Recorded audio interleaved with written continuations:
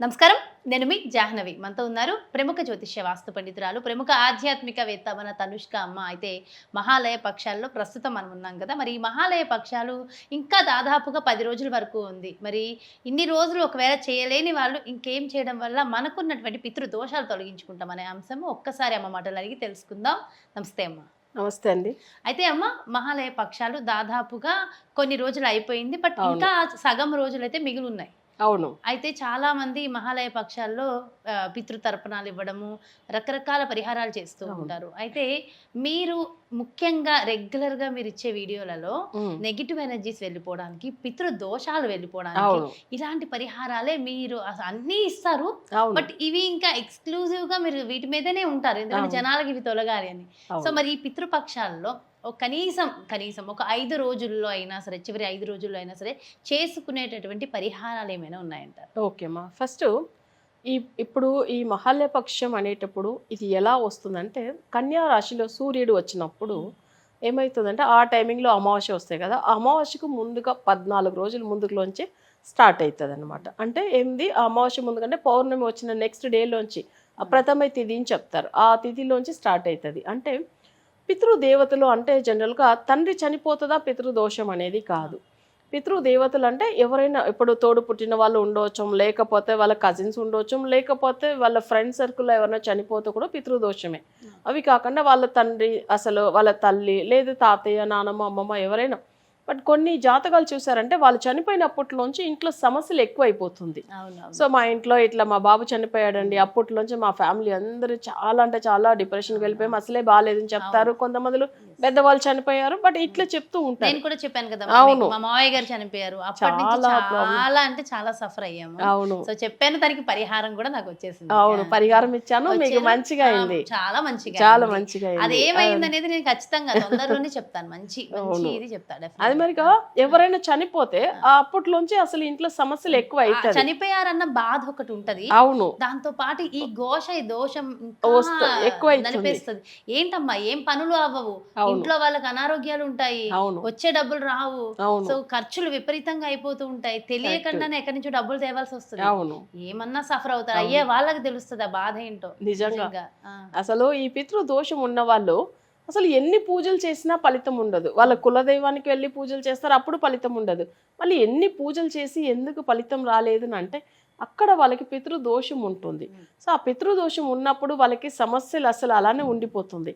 ఇది ఎందుకు మీకు ఈ మాట చెప్తున్నా అంటే, ఇప్పుడు పితృదేవతలు అంటే ఎందుకు ఈ మహాలయ పక్షంలో చాలా బాగా ఉంటుందంటే, వాళ్ళ పితృదేవతలు మన గురించి అంటే భూమికి వచ్చేది ఎప్పుడంటే ఆడి మాసం, తమిళ మాసం చెప్తారు. అంటే ఇప్పుడు మనం నడుస్తున్న మాసం, ఇప్పుడు కన్యారాశిలో సూర్యుడు వచ్చాడు కదా, ఇంత ముందుగా కర్కాటంలో సూర్యుడు ఉన్నప్పట్లోంచే వాళ్ళు దిగి వస్తూ ఉంటారంట. సో అందుకే అంత టైం పడుతుంది అనమాట. సో వాళ్ళు వచ్చి ఈ పర్టికులర్గా ఈ అమావాస్యకు వాళ్ళ బ్లెస్సింగ్స్ మనకు ఫుల్గా దొరుకుతుంది. సో దానివల్ల ఈ అమావాస్యకు చేయాల. సో ఈ 15 రోజులు కూడా వాళ్ళు భూమి మీదనే ఉంటారు. ఇక్కడ కొంతమందికి కొన్ని డౌట్లు ఉంటుంది.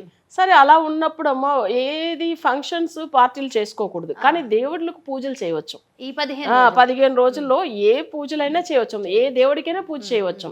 కానీ వీళ్ళు ఏం చేస్తారంటే పూజలు కూడా చేయకూడదు అని అనుకుంటారు. అలా కాదు, తప్పకుండా దేవుడికి పూజ చేస్తేనే ఇంట్లో మంచిగా జరుగుతుంది. ఆ విషయం చాలా మంది డౌట్ ఉంటుంది.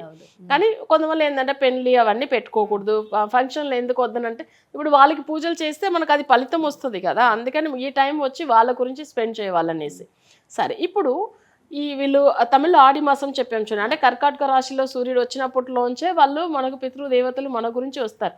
బట్ ఈ పర్టికులర్గా ఈ 15 రోజుల్లో ఏమవుతుందంటే ఇంకా చాలా పవర్ఫుల్గా ఈ భూమిలో ఉంచి మనకి ఇంత ముందుగా వాళ్ళకి మంచి చేయకుండా ఉండవచ్చు, అట్లీస్ట్ మన వల్ల వీళ్ళేది తెలియకుండా మేము మిమ్మల్ని మంచిగా చూసుకోకపోయి ఉన్నా అసలు ఎన్నో సమస్యలు ఉంటాయి, కానీ మమ్మల్ని మంచిగా మీరే రక్షించవాలని చెప్పి వాళ్ళకి పూజలు తిది ఇవ్వాల్సింది ఉంటుందన్నమాట. ఇది పెద్ద తర్పణం. సరే, ఇంకా ఒకటి ఏంటంటే, కొంతమంది తర్పణమే చేయడానికి వీలు కాకపోతే వాళ్ళు కొన్ని వెజిటబుల్స్ అది తీసి పంతులకు ఇవ్వచ్చు, బ్రాహ్మిన్స్. అది స్వయం పాకం అంటాం. అది వెజిటేబుల్స్, బియ్యము అన్ని కలిపి ఇస్తారు. స్వయం పాకం అది ఇస్తే అది కూడా మంచిది. ఏ రోజు అది కూడా మనం ఈ 15 రోజుల్లో ఏ రోజున ఇవ్వచ్చము. అందులో ఏమైతుందంటే అమావాస్య రోజు ఇచ్చేది ఇంకా మంచిది. అమావాస్యకు యాక్చువల్గా, ఎందుకంటే ఒక రాజు కూడా ఏమైందంటే, ఒక అప్పట్లో కాలంలో పూజలంతా బాగానే చేస్తున్నాం, కానీ అక్కడ మన కంట్రీలో ఏది వర్షాలు రావట్లేదు, ఏం బాగలేదు, జనులు అందరూ ఏదో అంటే వాళ్ళకి ఏదో హెల్త్ ఇష్యూస్ వల్ల చనిపోతున్నారు అని అర్థం కాకుండా వాళ్ళ గురూజీ దగ్గర వెళ్తారు. సో ఆయన రాజు వెళ్ళినప్పుడు తన జాతకాలు పరిశీలన చేస్తే తనకు పితృదోషం ఉంది అని వచ్చింది. సో అప్పుడు పితృదోషం ఉంది అని చెప్పి రాజుకు చెప్పడం వల్ల ఆ పితృదోషానికి రెమెడీ ఫాలో అయిన తర్వాత అప్పుడు వర్షాలు వచ్చినాయి, అసలు భూమి మంచిగా అయిందని చెప్పి, అంటే వాళ్ళ కంట్రీలో వాళ్ళకి అట్లా జరిగినాయి. ఇవన్నీ ఎంత పెద్ద రాజు అయినా ఆయన బాగుంటేనే కదా అక్కడ ఉన్న అంతే, రాజు ఎప్పుడు బాగుండాలని కోరుకోవాలి. అట్లా అయిందనమాట. ఇవి నిజం. అప్పట్లో ఒక కాలంలో ఏమైందంటే ఒక స్వామి వారికి యాక్చువల్గా ఒక విష్ణుమూర్తి టెంపుల్ కట్టాలని చెప్పి ఒక తల్లిదండ్రులు ఉన్నారు, వాళ్ళకి పిల్లలు లేదనమాట. ఆయన ఏం చేశాడంటే అప్పట్లో వాళ్ళు వచ్చి బ్రిటిష్ వాళ్ళకి ట్యాక్స్ పే చేయాలి, ఆ ట్యాక్స్ అంతా తీసుకొచ్చి ఏం చేశాడంటే ఈయన ఒక మేనేజ్మెంట్ పొజిషన్లో ఉన్నప్పుడు ఈయన ఆ డబ్బులంతా కలెక్ట్ చేసి ఆ విష్ణుమూర్తి ఆలయం కట్టించేదానికి ఇచ్చేసాడు అన్ని. వాళ్ళకి చాలా ఇది అయ్యి వీళ్ళకి ఉరి శిక్ష వేస్తున్నారు ఈ తల్లిదండ్రులకు. తర్వాత ఒకటే స్వామి వారి దగ్గర విష్ణుమూర్తి దగ్గర కోరుకుంటారు వాళ్ళు, స్వామి నేను మీకు గుడి కట్టడానికి ఇవన్నీ తెచ్చాము, కానీ మాకు ఏం బాధ లేదు, మాకు పిల్లలు లేదు కదా, మేము చనిపోతే ఆ పితృదోషం ఉండకూడదు, అంటే పితృకర్మలు పిల్లలే చేస్తారు కదా, సో పిల్లలు లేదు కాబట్టి మేము ఏం చేయాలి, మేము మీ దగ్గర మీ పాదాల్లో చేరుకోవాలి అంటే మరి ఏం చేయాలి అని అడుగుతున్నప్పుడు ఆయన ఏం చెప్పారు వాళ్ళకి వచ్చి, నేనే మీ పిల్లలుగా ఉండి అంటే మీ బాబుగా ఉండి నేనే మీకు తర్పణం ఇస్తాను అని విష్ణుమూర్తి అలా ఇచ్చింది అనమాట. ఆ ప్లేస్ కూడా తమిళనాడులో ఉంది, ఒక టెంపుల్ ఆయన పాదాలు ఉంటుంది, విష్ణుమూర్తి పాదాలు, అక్కడ ఈ పూజ చేపిస్తారు. ఒక చెంగల్పట్ డిస్ట్రిక్ట్ ని ఒకటి, సో అక్కడ నెన్మేలిని ఒక విలేజ్ ఉంటుంది, అంటే అది కూడా టౌన్ ఇప్పుడు, సో అక్కడ దగ్గర ఉంటుంది అనమాట. ఆ టెంపుల్లో అసలు స్వామి వారు స్వయంగా ఇచ్చారు కాబట్టి ఒకవేళ 15 సంవత్సరాలకు ఒక్కసారి కూడా ఇవ్వలేదు, ఇది సంవత్సరం ఇచ్చేవాళ్ళు ఒకవేళ ఇవ్వకుండా ఉంటారు కదా, సో అలాంటి వాళ్ళు కూడా ఏంటంటే ఒక్కసారి అక్కడ ఆయనకు వెళ్ళి చేసినా కూడా సరిపోతుంది, ఒక రోజు చేసినా చాలు. కానీ అప్పుడప్పుడు మనం చేయలేదు, మర్చిపోతాము, కొంతమంది అబ్రాడ్ వెళ్ళిపోతారు, ఇలా అంతా ఉంటుంది. కానీ ఇలా కూడా చేసుకోవచ్చు, స్వామి వారు స్వయంగా చేయించారనమాట వాళ్ళ గురించి. సో ఆ మన మనిషి రూపంలో ఉన్న వాళ్ళకి కూడా దేవుడే స్వయంగా వచ్చి చేశారు. ఒకసారి చెప్పండి అమ్మా. చెంగల్పట్ డిస్ట్రిక్ట్. చెంగల్పట్ డిస్ట్రిక్ట్ అంట, ఒక్కసారి గూగుల్లో మీరు మ్యాప్స్ లో చెక్ చేసి నేను మీకు పంపిస్తాను స్క్రీన్, అది మీరు పెట్టండి. ఓకే ఓకే, ఎందుకంటే కొంతమంది ఇంట్రెస్టెడ్ ఉండొచ్చు, చాలా మంది వేరే వేరే ప్లేసెస్ కి వెళ్ళాలని ఉంటుంది, ఇది మంచి పరిహారం అవుతుంది. అవును, మీరు ఒకవేళ ముందుగా ఎప్పుడైనా వెళ్ళొచ్చు, వాళ్ళ నెంబర్స్ ఉంటది, దానికి కాల్ చేసి వాళ్ళు ఏ టైం రావాలని కనుక్కొని వెళ్ళొచ్చు, తప్పలేదు. ఎందుకంటే వాళ్ళు పూజలకు అరేంజ్ చేసి పెడతారు. సో అట్లా అయితే ఇది వచ్చి ఏంటంటే స్వామి వారి స్వయంగా వచ్చి చేసిన ప్లేస్ కదా, అందుకని. ఎందుకంటే నేను ఈ మాట చెప్పాలి జనులకు తప్పకుండా, నేను కూడా ఒక 25 years బ్యాక్ మా హస్బెండ్ వాళ్ళ తాతయ్య చనిపోయారు. అంత ముందుగా మాది చాలా పెద్ద పెద్ద బిజినెస్లు ఉండేది, సో అవి కాకుండా ప్రాపర్టీస్ కూడా చాలా ఉండేది. చాలా ప్రాబ్లమ్స్ వచ్చింది ఆయన చనిపోయిన కొన్ని రోజుల్లోనే. అప్పుడు దీనికి అర్థం సొల్యూషనే దొరకకుండా ఉండేది. అప్పుడు ఏమైందంటే అసలు ఈ స్వామివారి టెంపుల్కి వెళ్ళమని చెప్పి మా బాబాయ్ చెప్పారు. సో అప్పుడు వెళ్ళమని చెప్తే వెళ్ళి మేము పూజలు చేయించుకుని వచ్చాం. దాని తర్వాత మా బిజినెస్ క్లిక్ అయింది అక్కడ చెన్నైలో. తర్వాత మాకున్న ఇష్యూస్ అంతా క్లియర్ అయిపోయింది, చాలా డెవలప్ అయ్యాం మేము అక్కడ. అవును, చాలా మంచిగా అయ్యాం. అయితే మాకు పితృదోషం గురించి తెలియదు అప్పట్లో, సో అది ఎలా చేసుకోవాలని కూడా తెలియదు. ఫస్ట్ టైం మేము అట్లా వెళ్ళి చేయించిన తర్వాత మాకున్న సమస్యల్లోంచి బయటపడాము, చాలా మంచిగా అయ్యాము. మా హస్బెండ్ బిజినెస్ మంచిగా అయింది, అసలు అక్కడ మంచి ల్యాండ్ అన్ని ప్రాపర్టీ అంతా మంచిగా అయింది మాకు. అసలు చెప్పాలంటే అక్కడ నుంచి మేము బయటపడాము. ఎందుకంటే పితృదోషం ఉంటే ఎంత పెద్ద విషయమైనా చూడండి, ఎంత పెద్ద ప్రాపర్టీ అన్ని ఉన్నా కూడా ఆ దోషం ఉంటే అది అన్ని ఏం లేకుండా అయిపోయి తెలుసా, బాధపడి సఫర్ అయిన వాళ్ళకే తెలుస్తుంది నిజంగా. మీరు కూడా ఏం అర్థం కాదు అసలు, నిజంగా సఫర్ అయిన వాళ్ళకి బాగా తెలుస్తుంది.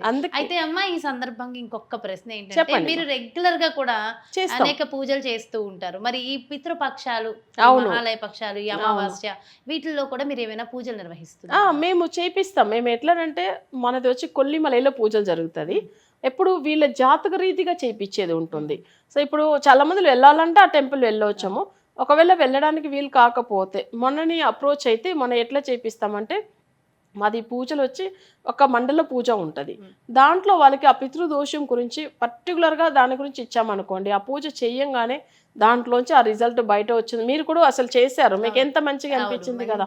సేమ్ అంతే, వాళ్ళు కూడా ఏంటంటే ఆ పూజలు చేసిన వెంటనే స్టార్టింగే ఇవ్వడంతోనే వైబ్సే మారిపోతాయి. అక్కడి నుంచే అసలు ఫస్ట్ మనకి ఏం తప్పు చేసామన్న ఒక థాట్ వస్తుంది. నేను చేసిన తప్పు ఏంటి నాకు అర్థమైంది ఎప్పుడైతే చెప్పాను. సో ఆ సైకిల్ అమ్మాను. సో ఇదంతా పెద్ద స్టోరీ, ఒక వీడియోనే చేయాలి చెప్తా. కాకపోతే ఇంకొకటి డెఫినెట్ గా చాలా బాగా అయింది, అతి తొందరలోనే సక్సెస్ స్టోరీ చెప్తాను. మీరు చెప్పాలి, యాక్చువల్ గా మనం అనుకోకుండా మీ జాతకం చూడడం ఆ రోజు. సో ఇవన్నీ అంటే ఆ టైం రావాలి ఎవరికైనా కానీ.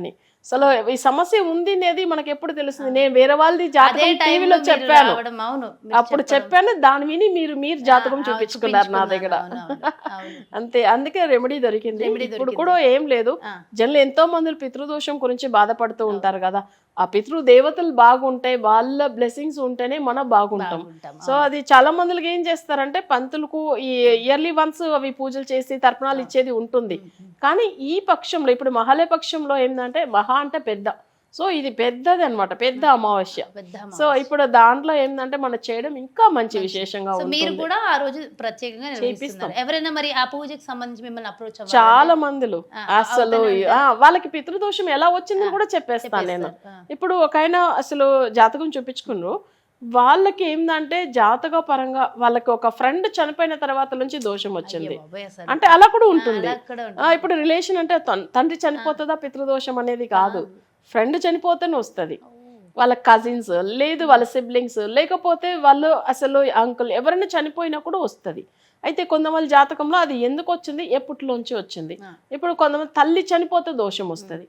సో అప్పుడు జాతక చక్రంలో వాళ్ళకి లగ్నంలోంచి 4th హౌస్లో నెగిటివ్ గ్రహం ఉంటేనో లేకపోతే చంద్రుడి హౌస్లో నెగిటివ్ ఉంటే తల్లి చనిపోతే దోషం వస్తుంది. సో ఇట్లా జాతకం చూడగానే నేను చెప్పేస్తాను, నేను చెప్తాను. పరిహారాలు కూడా మీరు ఇస్తారు, ప్రత్యేకంగా అమావాస్యకి పూజలు కూడా చేస్తారు. చాలా బాగా అయిపోతారు, చాలా బాగా అవుతారు, అందులో అయితే ఎలాంటి సందేహం లేదు. నిజంగా అది. థ్యాంక్ యూ అమ్మా, చాలా చాలా చక్కటి పరిహార మార్గాలు అందించారు మహాలయ పక్షాల్లో, ముఖ్యంగా అమావాస్యకి సంబంధించి. థ్యాంక్ యూ సో మచ్ అమ్మా. నమస్తే. నమస్తే అండి.